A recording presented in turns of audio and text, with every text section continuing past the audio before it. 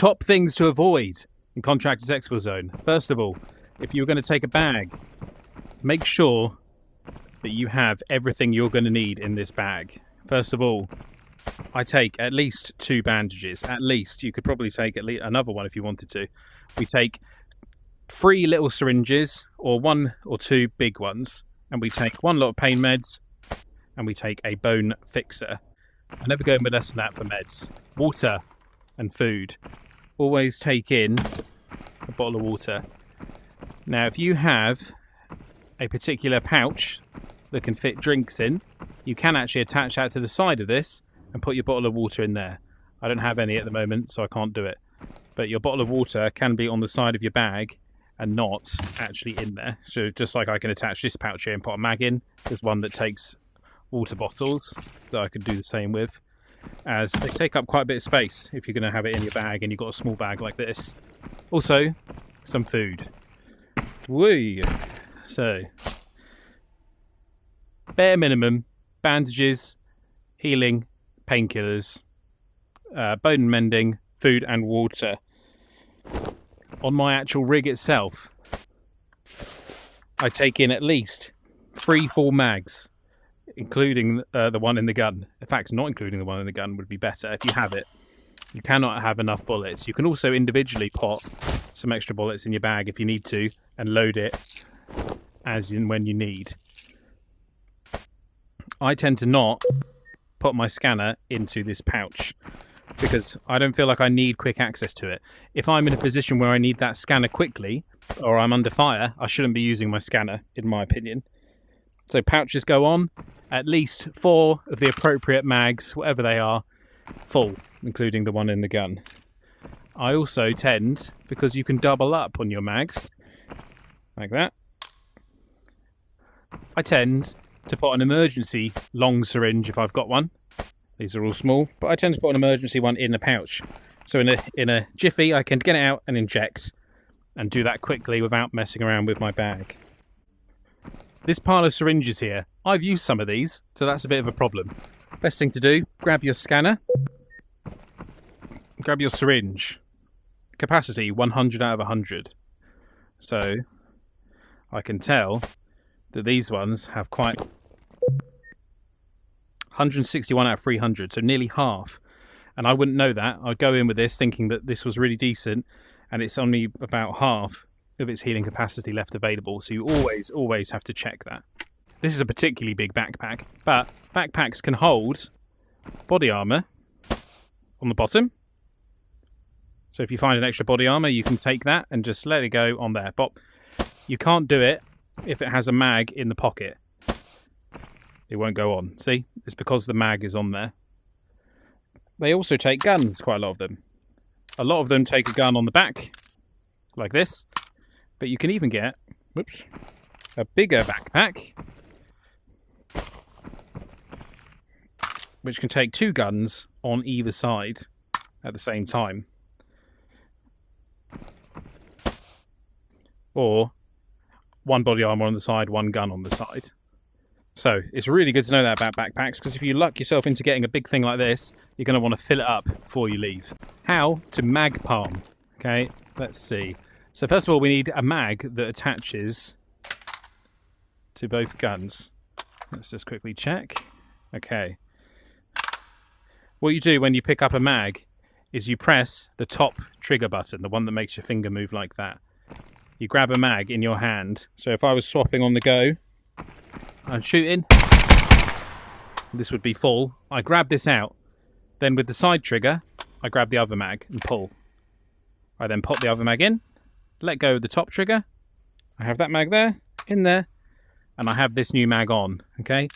If I'd shot all the bullets and didn't have a round chambered, which I do, I would need to pull that back to start firing again and get another round chambered. But obviously I didn't finish that last mag, so I still had one.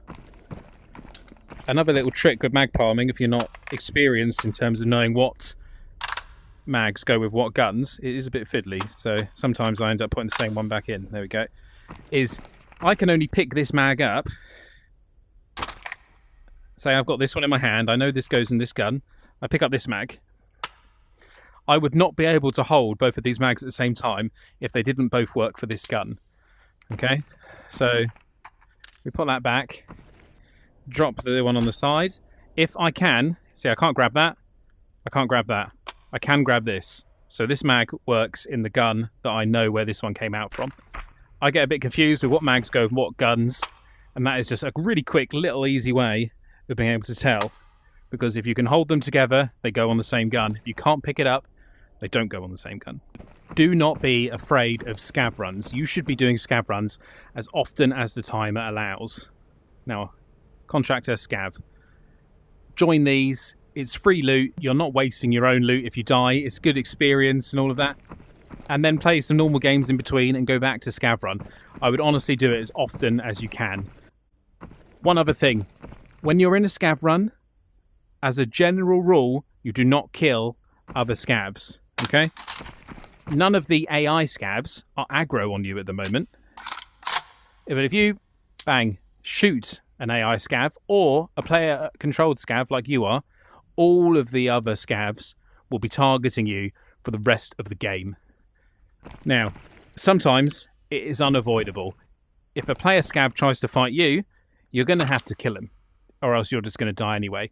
But then you need to know that all the other scavs are going to aggro on you. What I tend to do is be cautious with other player scavs. I wouldn't necessarily go to Exfil with them, although I have done in previous videos, and I've had genuinely good experiences, and generally good experiences. Be cautious, but don't initiate the fight first. Self-defense, only kill if you have to. As soon as you've done a few quests and you've leveled up your traders, hop upstairs to the marketplace. Hopefully you would have been here by now. We've talked about it in some of the other videos up until this point. But what you need to do is buy better ammo. This is a confusing mess, okay? Like, to know what goes with what. I mean, these say AKM, so that is quite helpful. The FAL, but it isn't very complete noob user friendly. I still don't necessarily know what goes with what on every aspect of this. See, look, we got these. Presumably they go with this because it's the same colour. CAI Insight, FRS Olive, FFS. I don't know what those mean.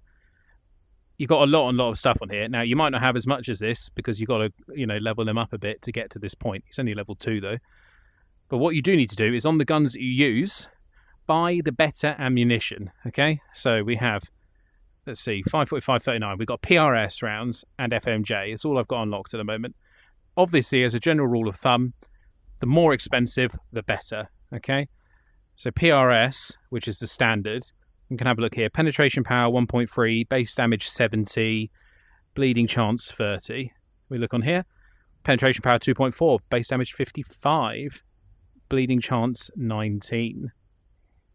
So the base damage is down, the bleeding chance is down, but the armor damage penetration is up, and the armor damage blunt is up. And that is really important because you are going to be going up most likely against kitted armoured players. So even if it says base damage down, in my opinion, it would still be worth using it due to the fact that you get that armour penetration on top. My last little bit of advice is find a squad, find a buddy. I haven't actually looked at this guy's tattoos before. He looks quite cool. People are going in. You're going in. You need a trio. You need a duo. When you're learning, you can play solo. There's no doubt about that. But it's going to be a more punishing thing, especially if you're not tactical and you're kind of rushing into fights. But again, it can be done. I'm not saying it can't be. It would be better to go with a squad. Post up on the Reddit. That's how I met people. Discord, I think, is a good option, but I just don't personally use it. There are people out there looking for squads, people in the same situation as you. They've got this game by themselves. They want to team up, and you definitely can find people to play with, and that will make a huge difference. If you go in with a trio, okay, I might get killed by that guy. He might shoot me. What's the chances that that one guy is going to kill 2 other people, my trio? Like, my trio can pick up my stuff and bring it back out to me if I want. You can swap items around with each other. It is such a better game, in my opinion, playing non-solo.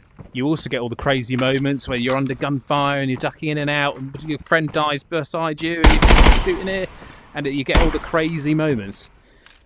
Which, again, I think the magic of this game is the trios and duos. So that wraps up this tip video.